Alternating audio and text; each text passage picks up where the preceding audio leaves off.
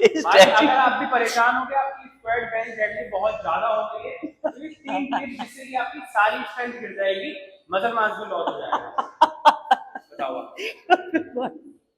तो भाई बात कुछ ऐसी है कि अगर आप स्क्वाट बेंच डेडलिफ्ट ये सब चीज़ें करते हो या डेली आपका रूटीन अगर आप वर्कआउट हैवी करते हो तो कहीं ना कहीं आपको बॉडी की स्टिफनेस हो जाती होगी, ठीक है। आपके शोल्डर्स मूवमेंट नहीं करते होंगे, आपकी लोअर बैक में दर्द रहता होगा, आपके क्वाड्स आपके हैमस्ट्रिंग सब बहुत ज़्यादा अकड़न सी फील होती होगी। तो इसका एक बहुत ही अच्छा स्ट्रेचिंग सॉल्यूशन मैं आपके लिए लेके आया हूँ। क्या है वो सॉल्यूशन वो मैं आपको दिखाता हूँ। कुछ ऐसे लगभग 4 से 5 स्ट्रेचिंग मूवमेंट्स रहेंगे जिनको अगर आप फॉलो करते हैं तो डेफिनेटली आपकी बॉडी से जो स्टिफनेस है यानी अकड़न है वो फ्लश आउट हो जाएगी। करना क्या है, सिंपली आपको फॉलो करना है और लगभग 4 वीक्स तक इसको कंसिस्टेंटली करना है और डेफिनेटली आपको रिजल्ट देखने को मिलेंगे। तो चलो वीडियो ज़्यादा लंबी ना करते हुए चलो वीडियो शुरू करते हैं।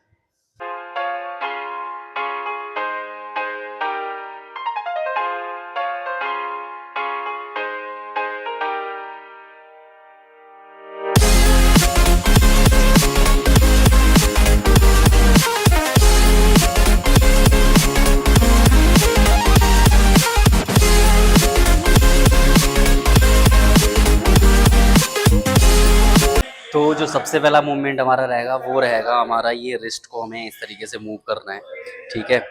एंटी क्लॉक वाइज और फिर उसके बाद क्लॉक वाइज इस तरीके से करना है। फिर हमें ये सर्कल्स बनाने हैं, ठीक है। यानी 12 सर्कल्स हमें आपको इस तरीके से रखना है, ठीक है।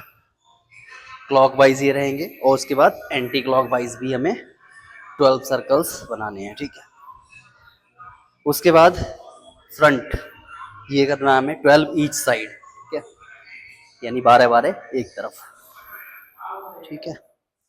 उसके बाद ये हमें ऐसे 90 डिग्री रखना है। उसके बाद ये करना है, यानी दोनों से भी कर सकते हो सकता है तो अगर आप 2.5 किलो का डंबल से लेके कर पा रहे हो तो वो भी कर लो।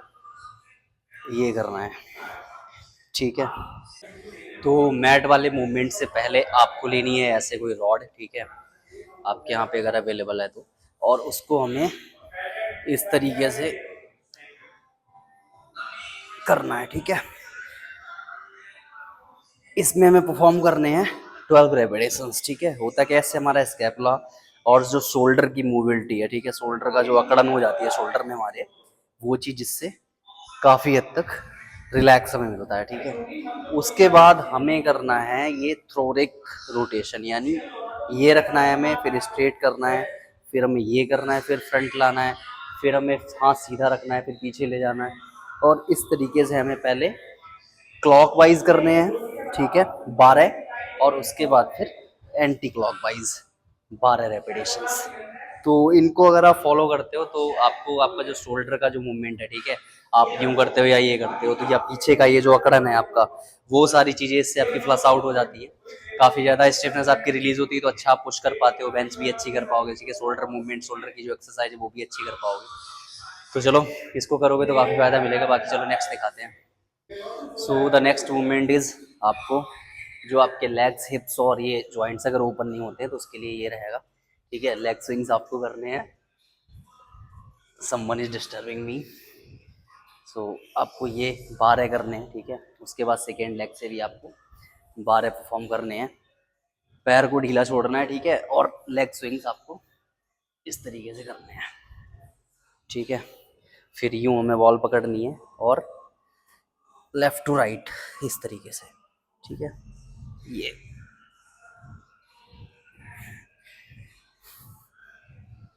ठीक है। इसमें भी आपको परफॉर्म करने हैं 12 ईच साइड, यानी ऑन ईच लेग, ठीक है। नेक्स्ट मूवमेंट जो हमारा रहेगा वो रहेगा हिप सर्कल, यानी यूं हमें अपने पैर को उठाना है, ठीक है, ये करना है, नीचे लाना है, फिर फ्रंट लाना है इस तरीके से, ठीक है।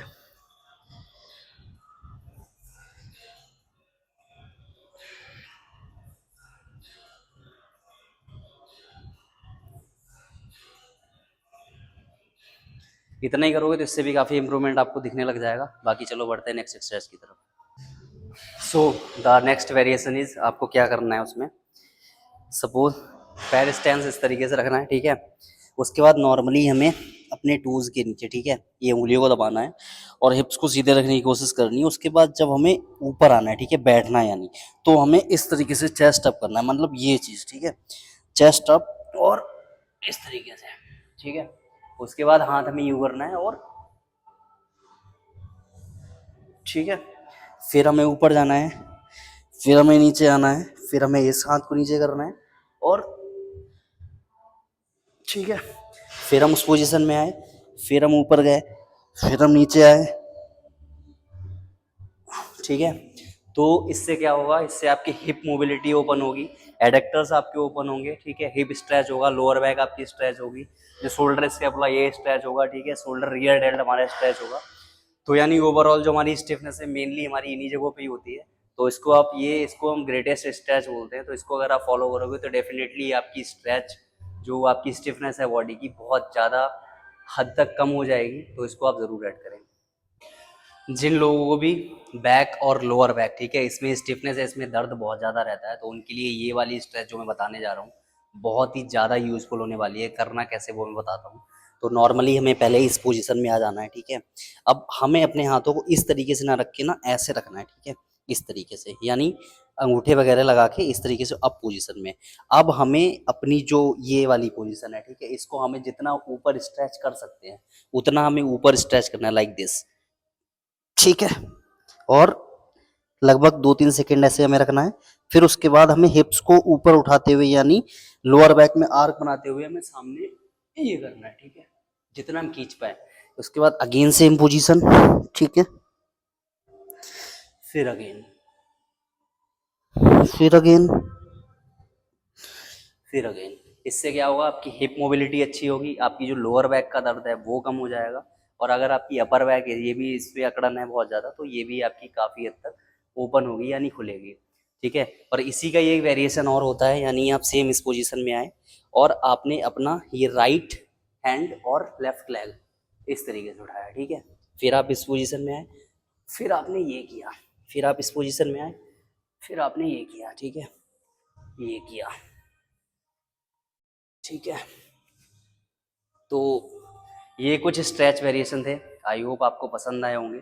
अगर आप इनको आंख बंद करके फॉलो करते हैं, ठीक है, 28 डेज भी अगर आप इसको फॉलो करते हैं यानी 4 वीक्स भी, तो मैं आपको गारंटी के साथ बोल रहा हूँ जो आपकी बॉडी में स्टिफनेस आ जाए वो 28 जो आपका डे होगा उसमें नहीं होगी।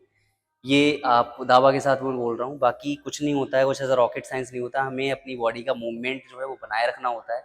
बॉडी को एक मूवमेंट में हमें आपको ओपन मोमेंटम बनाए रखना होता है।